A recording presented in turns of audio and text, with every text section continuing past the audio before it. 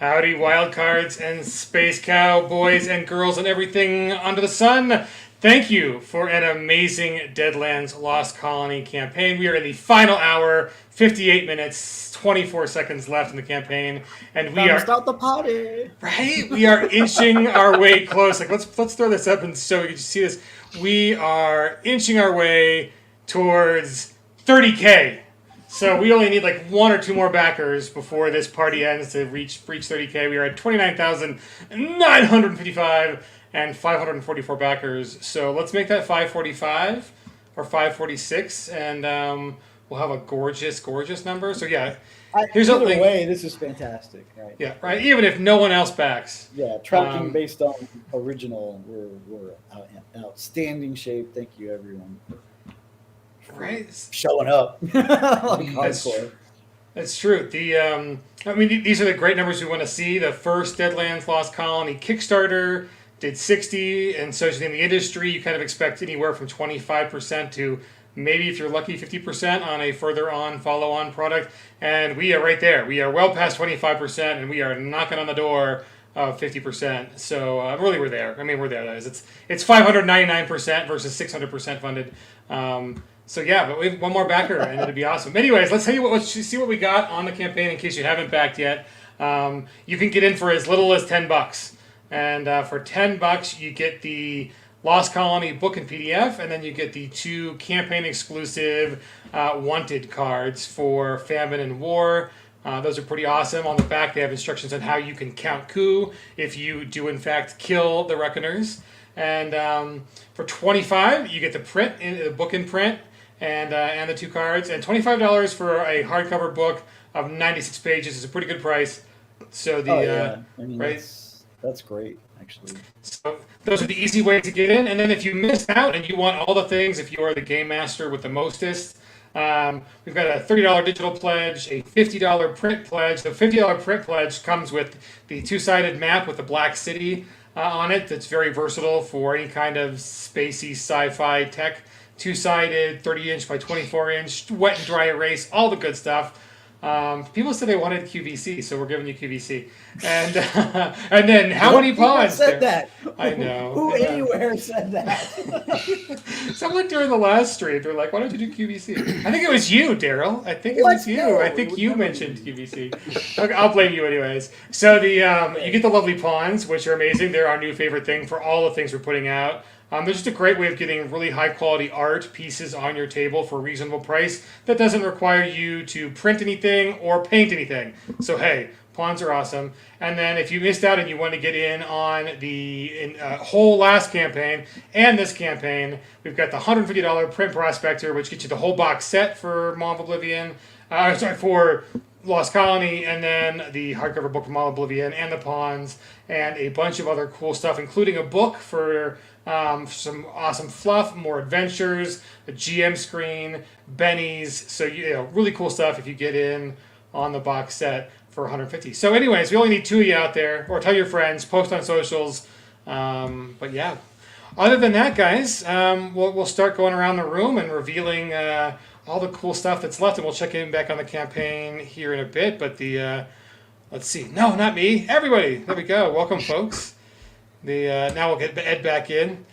Now it's time to talk to the cool people. You've heard from me for 3 weeks, and I can shut up and we can. Right. Get out of here, Daryl. Right? So, Mr. Let's. Who should we go to? We're on the clock. Let's see. Let's roll a dice. Let's see. I got dice here. Dice. 1, 2, 3, 4, 5. Give it to a gamer. It's Mr. Riffs. It's Mr. Riffs. Nice. Okay. Tell us, sir, what is upcoming in the land of Savage Riffs?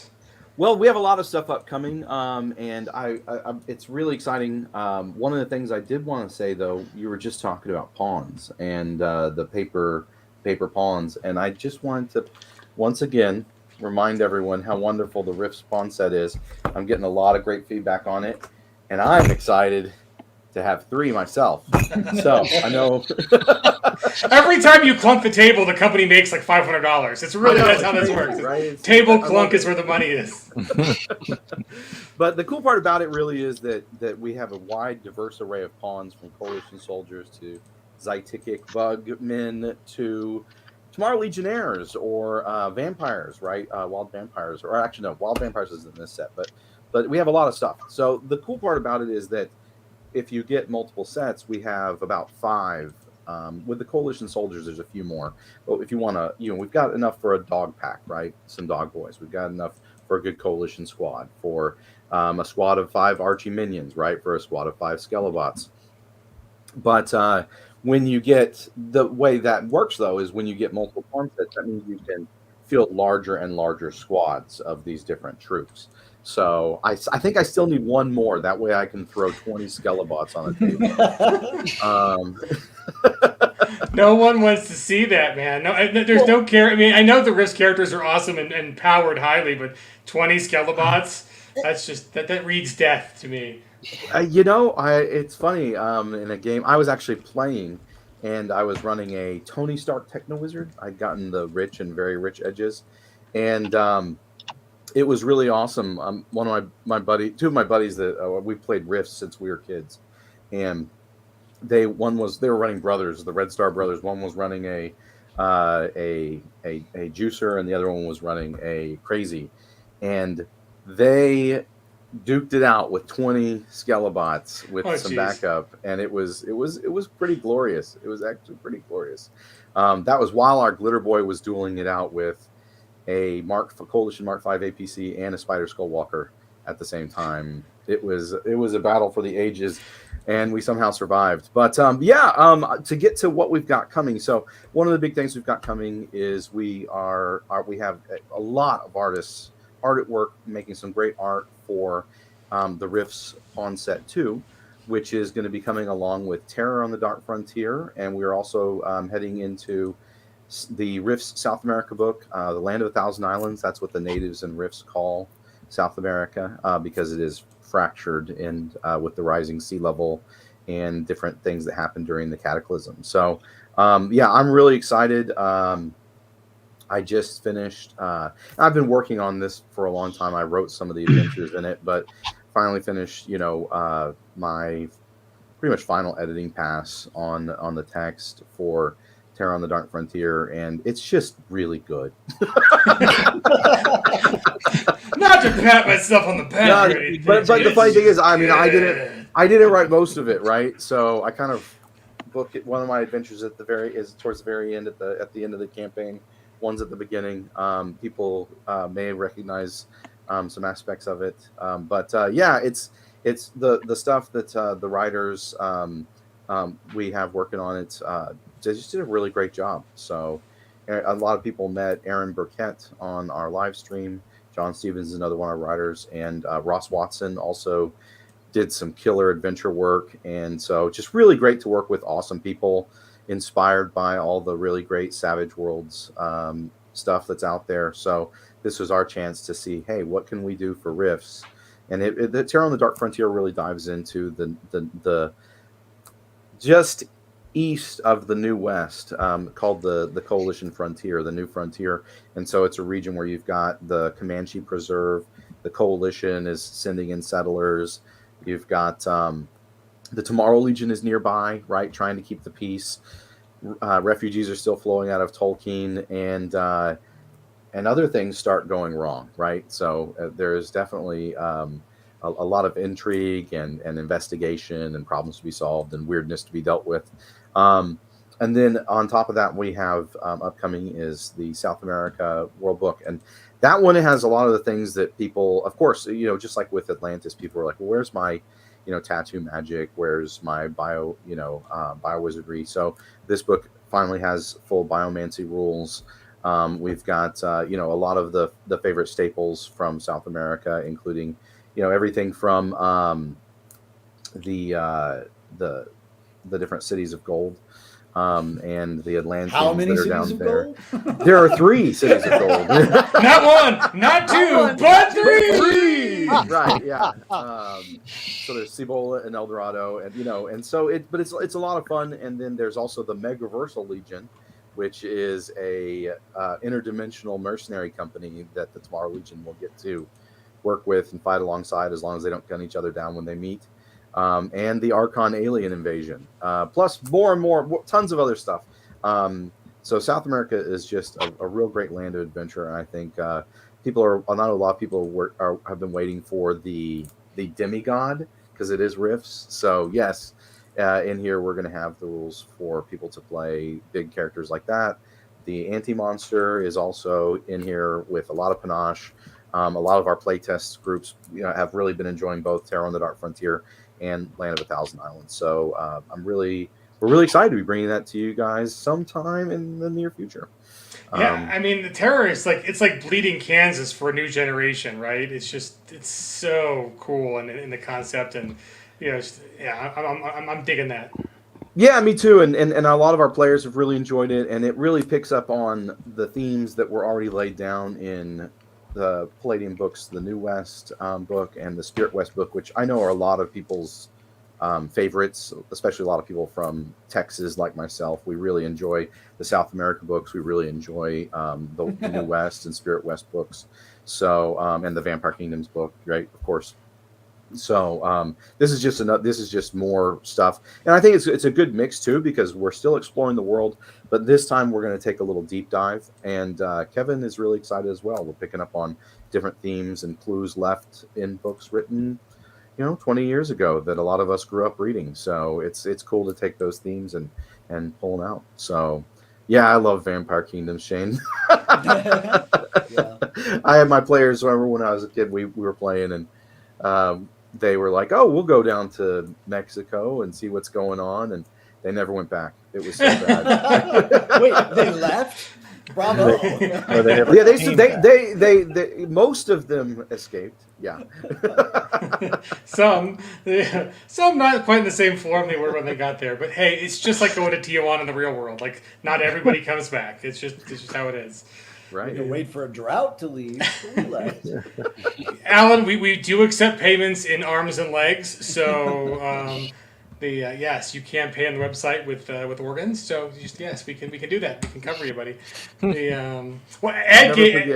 I'll never forget Alan when we did the live play, the actual play.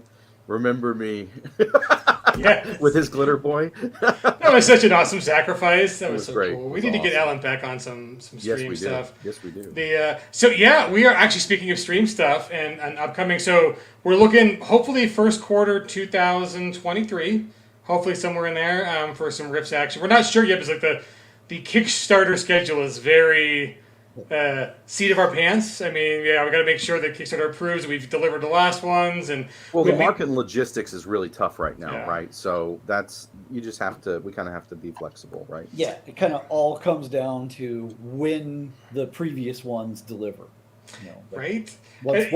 Once those show up in the crate, once we bribe the right person to get shipping done. And just for anyone who's watching that doesn't know, Atlantis is in, and you can order it. It's live now on the Pinnacle store. So please go check it out. I would say get at least 2 pawn sets, honestly. But Not one, not 2, but 3. I mean, I want 4 now. So it also pairs really well with the with the Deadlands pawn set, right? Yeah. Because that's perfect tailor-made, so that you can have tons of extras and things like that for your Savage Rifts games in the New West. And Jess, who does the pawns, we put so much time and effort into doing a sizing guide. Yes. So if it's size 4 in the book, she's got to make sure that it's actually in scale to a guy. And sometimes we have to change numbers because we realize oh wait, that's actually not going to work. That's not big enough. That's Well, and that's that needs to one be of bigger. the things. Yeah, and that's one of the things with my pawn set that when I showed it to the Palladium guys, the guys here at Palladium Books, we all had a real great time, because I mean, it's great to see the difference between, say, a Sumerian warrior and then a hatchling dragon, right?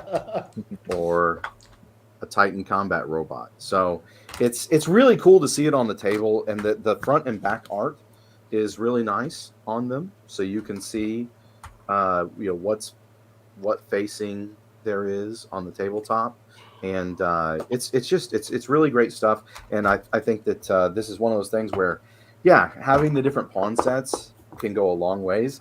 Especially even if you don't play Rifts, I think there's so many Oh yeah. Pinnacle fans that do so many different crazy conversions, and you'll have a ton of monsters that you might want to tone them down a little bit depending on how many people you want to kill in your other Savage Worlds games, because Rifts is overpowered. Yeah, the other really nice thing about pawns is it encourages people to get a little tactical. Right? Yeah. Like that's one of the places where Savage Worlds really shines. It really shines when you've got mastery over those tactics and you can use them on a map. It's an amazing. Put it on the table. How many of them are there? Where are they? Like, let's really use some of our juice here. Like that's always fun, and a lot of us just don't have time, to make custom minis or paint them or whatever. And boy, those pawns are really handy for that. Like, even on stuff that I have miniatures for, because I'm a miniatures guy, I like having the pawns for convention games and stuff. It's like, oh, this is so much easier to transport. I'm not going to break all my stuff. It's lighter. Right. Well, and we have pawns right there. I mean, we have miniatures for some of the core archetypes that Palladium sells, right? Yeah. But this is stuff that, because think about it, even if your players buy or customize their own minis, that's great. That's awesome. But this is stuff you can just pull out whenever you need that one thing or another. You don't have to go spend 100 hours. I used to do way too much Games Workshop stuff, right? And I used to have a higher paying job, is what you're saying. I can afford the kitty. I work for Games Workshop. Oh, there we go. Employee discount is the only way. Yeah, the store manager discount. But yeah, it's one of those things where it's like, yeah, well, there's diminishing returns there, and the art is so good. I mean, these, when you see them and the custom cut, I mean, it looks really great on the table. So yeah. Especially paired with our new maps. Right. Yeah, exactly. And it's all about making it easier to get your game going, because life's hard. We've all got a ton of stuff to do. Now that we've grown up. Adulting sucks. Yeah.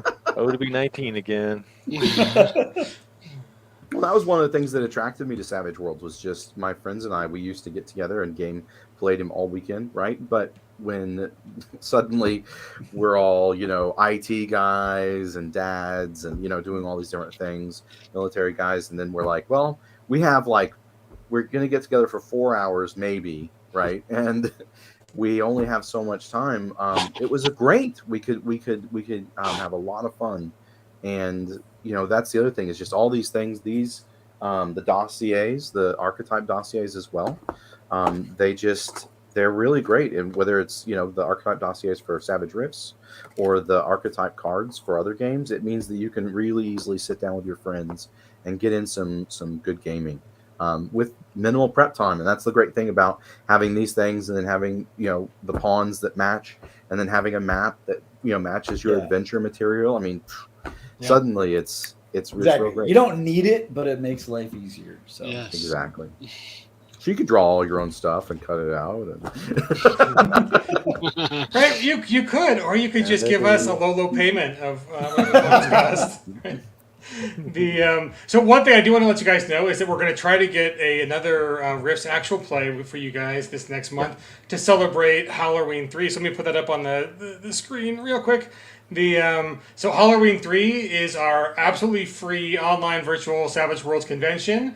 And so if you guys want to come join us, you can buy a badge now. The games aren't available to sign up yet. I want to get almost all the games in before we let you guys fight over who gets to play in them.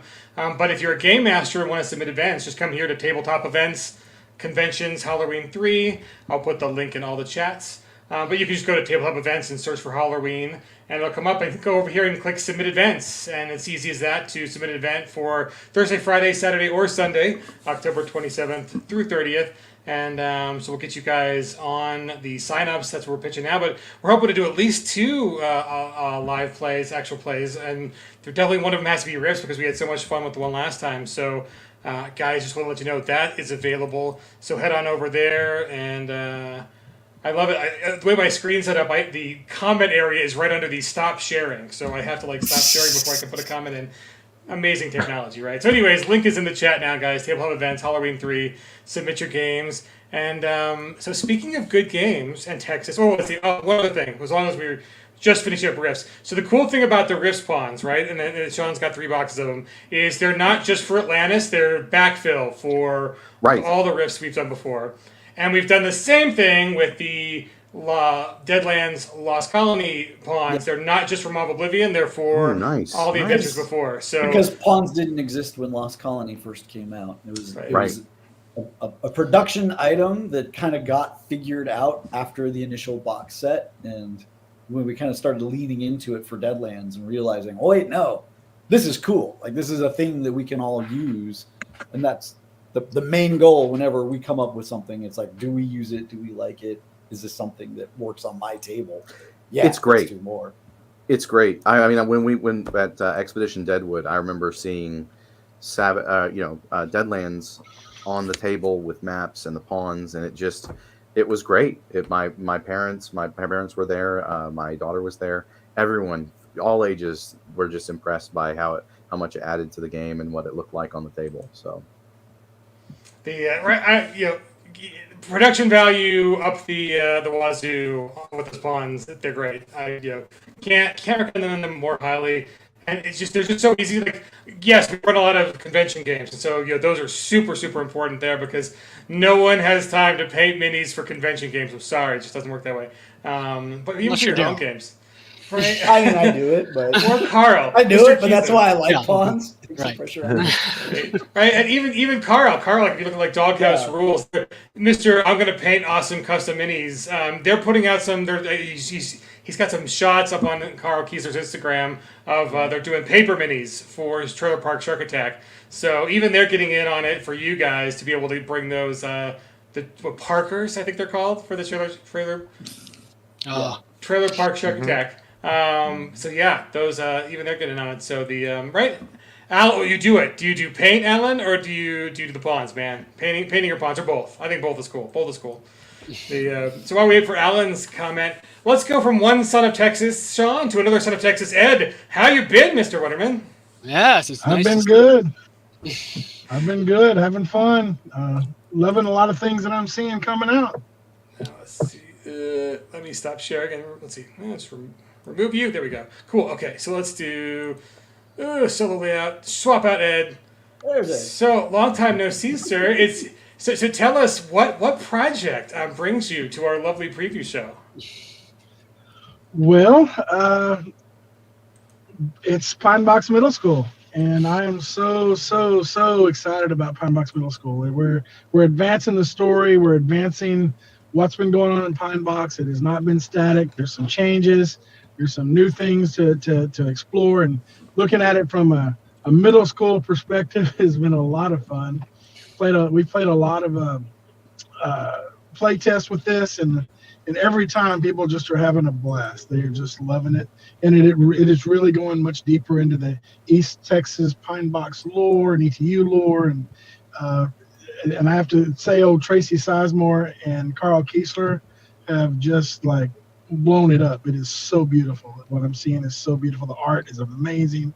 I know that ETU fans are going to love it. Let me see this. We are in the right room. I'm going to cover your eyes a little bit because boom, these are the archetypes. Sorry, I had to right. I'm here. They're great. So if you guys can zoom in on those, absolutely love the art that we can show off right now. We'll show off a little bit more as we go forward, but the fine art student, the scout, the entrepreneur, the athlete, the budding scientist, the crafter, the delinquent, the ghost hunter, the animal lover comes with dog, so cute, and the medium and the country kid. The dog's name is Pocket, by the way. Oh, that's too cute. That's I know, right? Or cute. It's like maybe 6 or 7 cute. Oh, jeez. So Ed and Tracy, tell us what makes this the same and what makes this different than the other games that we've all played in the ETU universe? Go ahead, Ed. You wrote it. Well, it's still ETU as far as like the Pine Box and the setting. But like I say, the setting has been advanced. We're talking about this being the next era, if you will. So everything that's happened and been published before happened previously.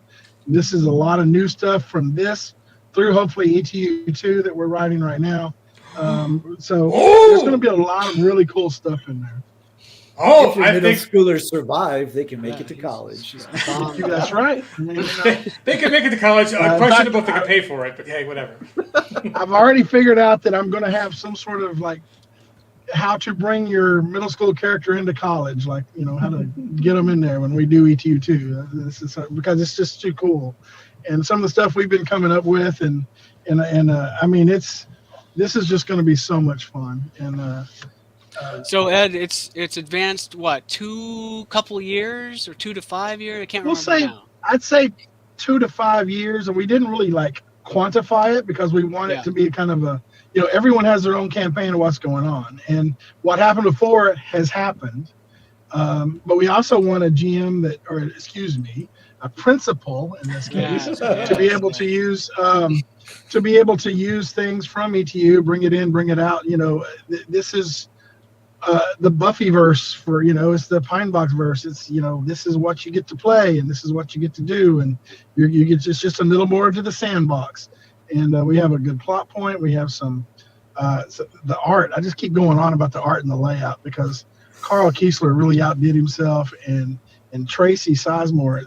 Every one of those figures that you just saw, she came up with them. It's just been brilliant, and I'm in awe of the people that have worked on this project. Yeah, and Alita too. Alita's the art director. She's just been nailing it. She does all our art for Pinnacle. She's the director for it. She's just been working her butt off and just churning out art piece. And she never gets tired of Tracy and I and Preston going, can we do this? Can you fix this? Can you fix this one again? And I'm sure she does. I can do that. She's just gracious enough to not. She's very gracious. She's really good at it. She just takes it out on me over on Maw of Oblivion. There you go.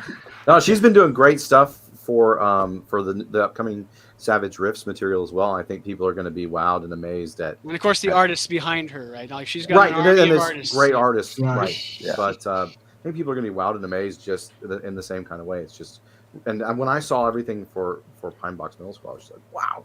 So yeah, great stuff.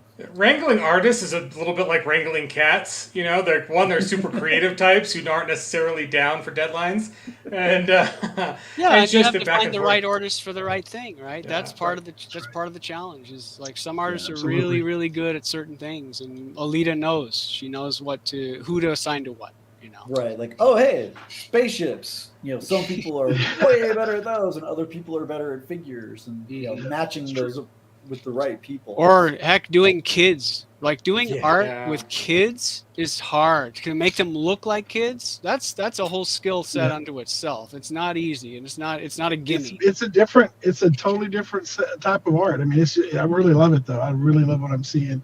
And one thing I really have to say that I've enjoyed in the playtest as a principal is you're not just playing these heroes, because you're still playing the heroic horror, but you're having to, like, how do I sneak out of the house and not get caught, right? I mean, there's so many new elements to this. It just makes it so fun. Your connections with your family, with your friends, right? It's all important. I mean, it's what is important to a middle school kid. Well, you know, where's my place in society in middle school? You know, how do I get along, and who do I know? And we've even got a table in there of, you know, as far as NPCs go that are in school, what's your connection to them? What do you already know previously? Yeah. So how do you know what's the previous history that you've had with them? We have a table. Depending on their reaction to you, we can figure out like how you know them. And we have a whole family generation thing in Pine Box Middle School because it's so important that you know, interactions with those relationships with your sisters, your brothers, your parents, because not only are they possibly annoying and create role-playing opportunities in that way, but they're also possibly helpful in that they can give you rides to places where you've got to do your ritual, right? In ways that you don't have easy access to. Right. So it's part of the setting is to interact with those relationships in addition to trying to, you know, fix the world and solve your horror problems. Yeah. You know? Well, and I like to have an ETU, you're trying to pass the test. while you're trying to save the world. And this one, you're just trying to grow up, deal with your parents and your siblings, and save the world. So it's I like the idea of asking your mom if she can drive you to the ritual. Look, but that's the tagline that I actually really liked, right? Was that in ETU it's balancing horror and school. This one it's balancing horror and family. Yep. Together. Right. That's really exactly great. what it is. That's what's in the book. Yep. Yeah, so Tracy, one more mechanic I want you to talk about because I just think it's the greatest thing ever. Tell us again. I know I've asked before, but the cell phone bars. This is the coolest thing. So I didn't come up with this. I think it was Scott who did, or was it? Yeah, it was Scott. It was Scott.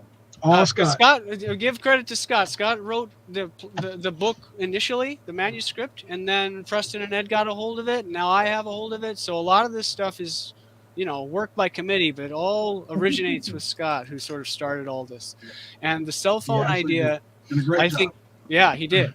And the cell phone idea, I think, is pretty brilliant in the sense that one of the conceits of the setting, and one of the things we've been sort of hashing out lately here recently, is the interaction with magic and technology, right? So like 3 hours ago. Yeah, exactly. In Pine Box, in Pine Box, magic and technology are strange bedfellows. They don't really work out very well. Most of the time there's randomness involved there, but because of that we can say things like magic will interfere with your technology. So in some cases your cell phone may not work as well as you might like it to, in addition to just having the you're in a basement right now. You have no cell phone coverage at all, right? And so we have levels of cell phone coverage. You'll have bars. So if you have 4 or 5 bars, or however we've got it set up, you have signal, you're fine. You can do whatever you want. If you have 4 bars, you have to roll a d6 to see if you get signal at all. And that degrades as you go down in bars. If you have no bars, no signal, no nothing. But what makes this really neat is that we have in every Savage Tale and every plot point, we tell you what the cell phone reception is for that general location. And if it changes during the course of that adventure, we will tell you that too. So in the case of you got full signal up above, but if you go in the basement of the building or the house, you're going to have no signal while you're down there. That gives GMs the ability to say, this is horror now. You're cut off. You can't do anything with your cell phone, or now you're free to do something with your cell phone. We were kind of doing that unofficially with ETU before. I certainly was. Yep. But now we have it sort of codified and able to, for GMs to have something in writing that the players can read, that they can all be on board with when they play, right? So that's the cell phone rules. We have battery rules too, so if you want to delve into that, sort of optional, but if you really want to delve into battery rules and how that works, we have that too. Is it evil magic, or do I just have a bad self plan? I mean, even in the real world, it's hard to tell the difference. Right? Yeah. Come on now. Oh, that is super awesome. So we need to finish on time, guys. We got about a little less than 30 minutes left. We have at least one more backer, so we're like $20 away, which is amazing. But as long as we got you here, Mr. Reeves, congratulations on the recent promotion, sir, to editor Grand Poobah, the grammar hammer. Is that a promotion or a punishment? Wait a minute. I know. Shit. Yeah. So tell us what's going on in your world of writing and editing, sir. Well, I've been, for the last, let's say, about 2-3 months, I've been working pretty consistently on Abominable Northwest, trying to get that thing done. It's a nice long book. It's got lots of locations. It occurred to me, I don't know how I didn't realize this, but Hell on the High Plains, 6 states and territories, Abominable Northwest, 3. So there's about twice as many sort of location descriptions in Abominable Northwest that you had in Hell on the High Plains. We're going to have a whole bunch of Savage Tales. I have Garrett writing, so Garrett Leahy writing some of them as we speak. And then there's going to be also a whole bunch of different cryptids worked into there as well. Mm-hmm. Woohoo! 30,000! Nice. Whoa! Yay! Good job. Brian, you're good luck, sir. So, I guess so. Thanks, Brian. I don't know what I Brian. did, but Awesome. So okay, so we got to talk about Squatch. Have we decided what the plural of Sasquatch is yet? Don wants Squeech, but I think that one's going to get overruled. I just have a slight feeling that Squeech is not the appropriate plural for Sasquatch. Squatches. Whatever it is, it needs to be scary Squatches. as hell. Squatches. I think Sasquatch is plural and singular. I think it. Oh, nice. Oh, okay. Yeah. That's good. Yeah, there was a whole campaign back in a previous version of Deadlands that dealt with the, or I guess you could say a mini one that dealt with Sasquatches, and so I'll be taking some of that and sort of bringing it forward. Oh, I lost audio. Oh no, that's just me coughing up and trying to kill myself with water. Okay, No, you're fine. good. I just figured no one in the audience would want to like listen to the No, whatever. I mean, well, Simon would laugh. So Simon does. Squawked. Right. Yeah, Squawktopode, wow, Squawktopie, that's Sharknado. That's right. Y'all are gonna laugh at Sasquatches until they tear your arms off your body. I think a group is a murder of that would be about right.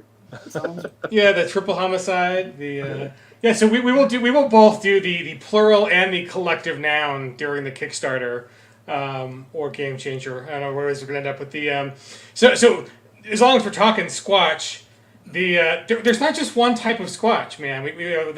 This is Right. Murder Spree. It's good. There have been so far, but Like a spree. we're branching out a little bit and letting the Sasquatches become just like a little bit more interesting and diverse. We've got 3 different types of Sasquatches. Do we Not want one, spoilers? not 2, but 3. Are we doing spoilers? I mean, Yes, we're doing spoilers. Always do spoilers. I mean, I do them. yeah, okay. Yeah, we got 3 different types of Sasquatches. You have your typical brown Sasquatches. Those are the ones that we're familiar with, the ones that are pervasive all across the Cascades, even a little bit in the Rockies, a little bit, and the Olympics in the Olympic Peninsula. But you also have a couple of other types. You have the red Sasquatches, which are a little bit smaller and not quite as intelligent, I guess you could say, as the brown ones. They're kind of an offshoot almost. And then you have the cave Sasquatches, which is something They that have a cave Sasquatch. yeah, which you don't want to run into.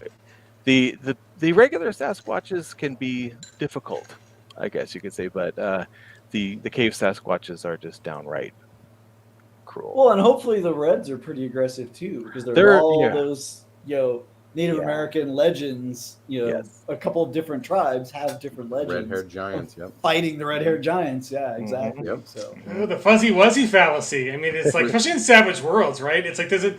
If you get more than even they might be small, they might not be individually that all that harmful, but you throw enough of them at somebody, and they're much harder to. I mean, it's get still away. called a giant, so it better not be that small.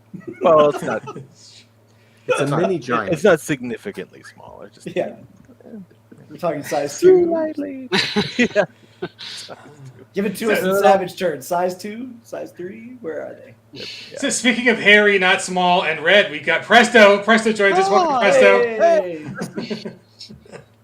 We'll get you a minute, Presto. You can give us some good stuff that we haven't already squeezed out of Tracy and Ed on Pembroke Middle School. But let's see. So Brian, have you looked at horror at all? The horror campaign? I know it's Shane's baby. Shane's doing most of the writing, but I haven't, but I will be. Yeah, Daryl's been working on it. Yeah, Daryl's been working on it too. now that you're editor, you will be okay. I Awesome. ruined I think I'll it, be- so you can fix what I did wrong. So Yeah, That's Get what on I that, always say. Brian. I think I'll be probably getting my hands involved in that one as well. But I think that next I'm working on a read through and an editing of Maw of Oblivion. Then after that, I'll be jumping into Pine Box, just make sure everything is clean as we can get it. So we don't have to look at it later. Yeah. And then after that will come horror, and I'm not really sure. I guess by that point there will be it'll be approaching like full completion.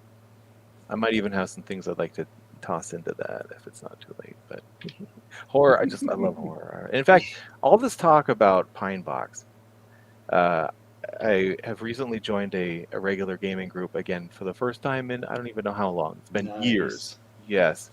And so I'm going to be running a game every other week, and I've been trying to figure out what to do, and I suddenly was like, wait a minute, I should do Pine Box. Awesome.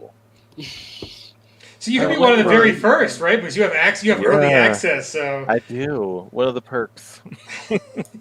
Yeah. Yeah. Oh, John Doom. Yeah, I just saw your thing. Yes, that's my current plan. I'm going to be running more Tales from the Crypt. I haven't decided exactly what yet. I might do a reprise of last year's adventures and something new, or just entirely new. Both. Both. We vote for both. I think probably both. Yeah, I think probably both. Oh, I plan to run Pine Box at the Halloween, so we'll have at least one game of that. I think there's going to be there might be another one too, but for me, for sure, Pine Box at Halloween. Oh, so super awesome, super awesome. I'm still such a slacker. I haven't put in our staff panels yet, so staff can figure out when they can run their games. But hopefully we'll do like panels in the morning, and then like you can do games at night. But the those horror the games you ran last year, Brian, they sold out almost immediately. So we're looking forward to seeing those guys. Those are super cool. Trying to scheme up some kind of a new setting rule that really captures the vibe of Tales from the Crypt / Creep Show, right? Where it encourages you to be kind of a selfish jerk. You should talk to Daryl. He'll take care of that for you. There was another word I could have used there. But yeah. You're welcome. Oh, that's awesome. So in case you folks don't know, both the Horror Companion and Pine Box Middle School are coming to Kickstarter in October. So that is our next big Kickstarter, and those will wonderfully coincide with Halloween as well. And so speaking of which, so let me pull back on Robertson for a second, because he's got a cool announcement about a different convention and games to run that I'll let him get in here. So for sure. Yeah, sorry, I forgot to mention it earlier. It's kind of crazy right now, but I'm going to be going to tomorrow. I'm flying out to Texas to be a guest at the Lone Star Game Expo in Grapevine, right between Dallas and Fort Worth. So anybody who doesn't know about it yet, and you're nearby, get to Texas fast. Yeah, hurry. But since we've got so many Texans here, but I know you guys are probably busy and far away down in Houston land and stuff. But so I will be there though this weekend. Yeah, Dallas is like a whole other country, man. I know, dude. It's like it's like driving halfway across the U.S. It really is. To get there. So Dallas, the undiscovered country for old men. It's a mashup. It should be fun. Yeah. Houston's more blue collar. Dallas is more white collar. That's how I kind of see it. And then Austin's weird. So, so anyways, I just wanted to mention that I will be there. I'm also going to be at the Long Con in Longview, Texas, November 11th. Yeah. No, I love it when they won't be there. No. I love it when they play with these names. That's a good one. Yeah, it's great, and it's good to see these local cons. I hadn't been since before, the before times. Long ago. And so it's really cool to see them coming back and saying, "Hey, come on out, we'll bring you out here." So I'm really excited to go back to both of those conventions. Those are ones that I've been to many years in a row, and in fact, I was there for the very first Long Con and one of the earlier Lone Star Game Expos. So if you can make it out, it's always a lot of fun and good people. And I want to invite all of you guys to come to Texas for Chupacabra Con again. I love Chupacabra Con. I was just about to say, I know Tracy and I are going to be at Chupacabra Con. We will be there. I gotta make it happen. I gotta figure out how to make that happen. I need to talk to them. I don't know. When is Am I still on the guest list? It's in May. It's in May. Yeah, it'll be in May. Hopefully not the same day as prom this year, so I can stay the whole weekend. So let's see, chaperone gamers, chaperone kids, chaperone gamers, chaperone kids. Whatever. Presto. So we're running in. Tell us, Presto. Welcome to the stream, sir. Okay, sorry I'm late. No problem, man. Tell me, we'll just have to start over from the beginning and tell me what I missed. That's good. Okay, so what is ETU, sir? We have no idea. What do the initials stand for? What's the whole game about? Let's just start at the beginning. Oh, heck, we are starting from the beginning.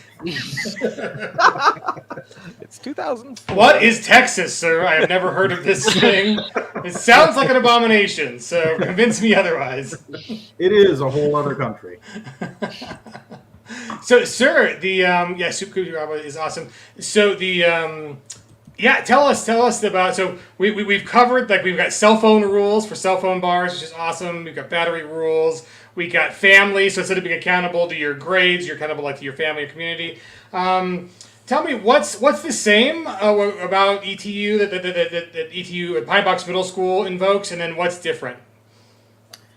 Okay, well, I mean, it's still the same setting, right? It's still in Pine Box, and so it's going to be a very familiar territory. There's going to be places that you visited as students at East Texas University that you may visit as students at Pine Box Middle School. Of course, it's going to be a very different perspective and a very different experience coming in as kids as it is young adults.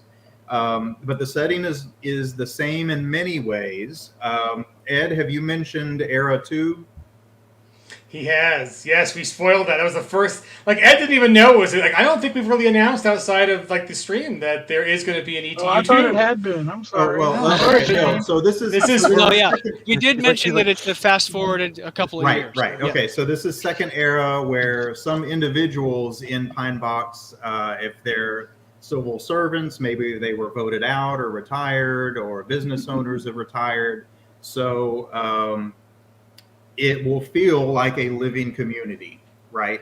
There's going to be, I would say 95% of it is going to be familiar to what you've done at East Texas University in that campaign. But there will be enough small changes in people that you meet that it's going to feel like a living community. So that is both something that's the same and something that's changed. If you want to talk about rules, we are trying to be consistent across both games. However, we are making little tweaks here and there, as has already been talked about, to make things appropriate for a middle school type group, and things that we are thinking about for the next edition of ETU. Oh, that's fantastic. So as a father and a game writer, little kids in horror has been something that's been there profoundly in horror since the beginning in all forms.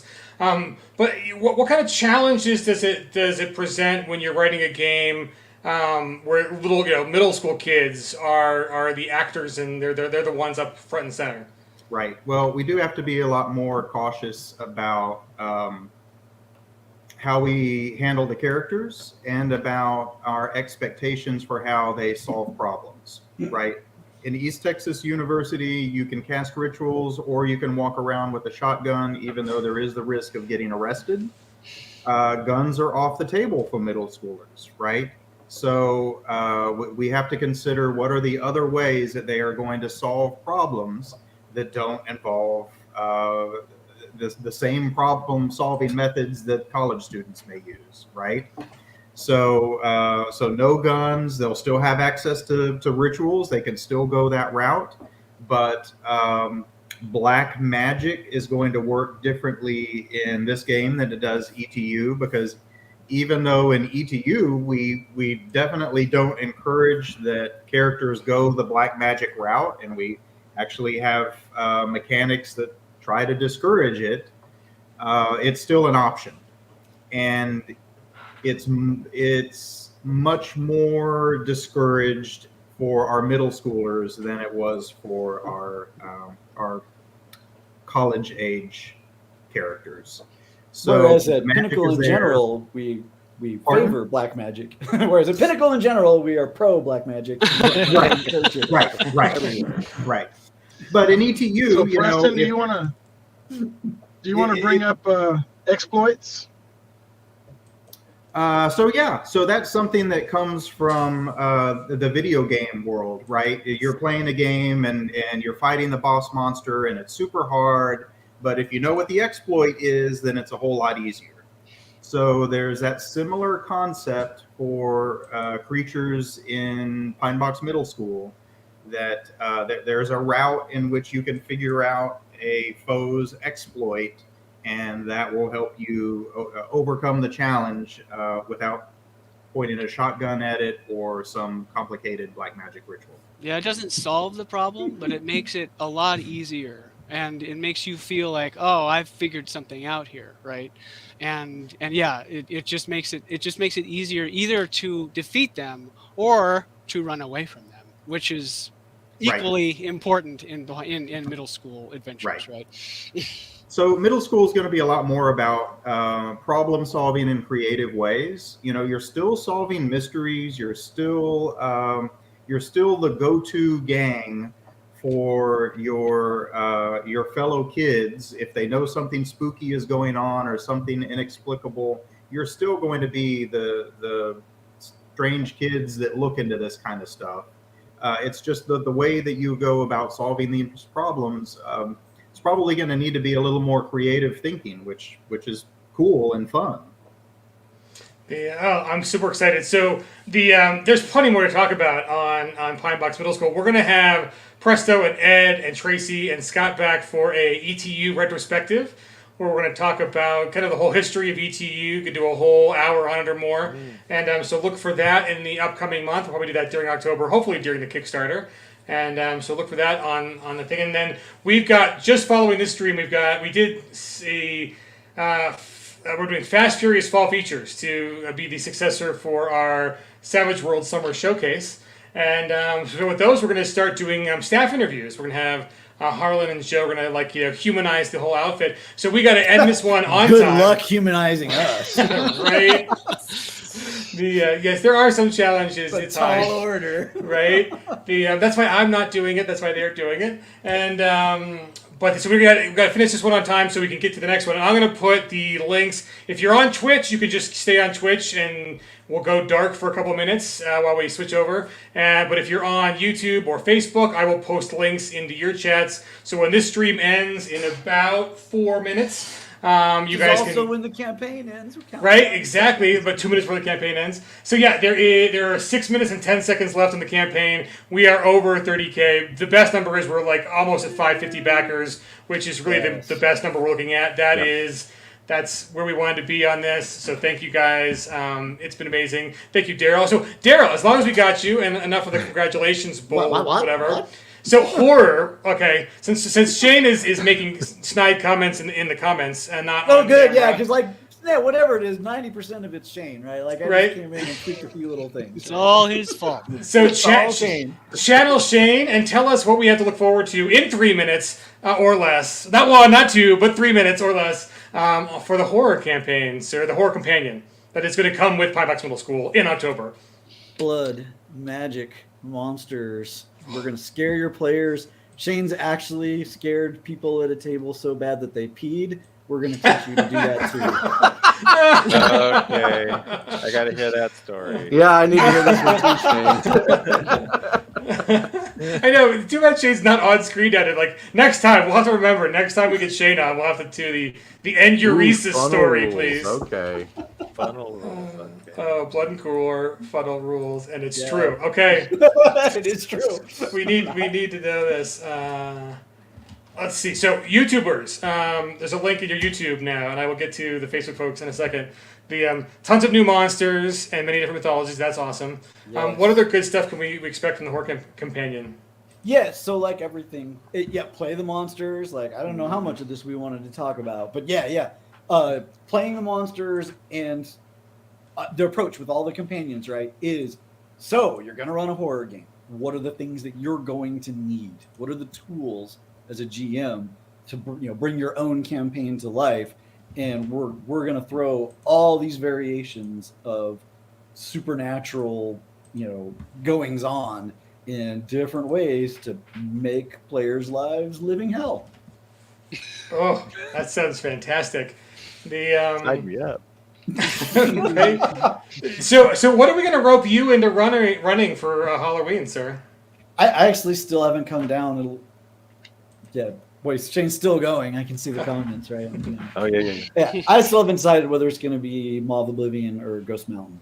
Or both. Or both. One of the two. Yeah, or Baby Ghost both. of Oblivion. Yeah. the Ghost of Oblivion Mountain Black Hole.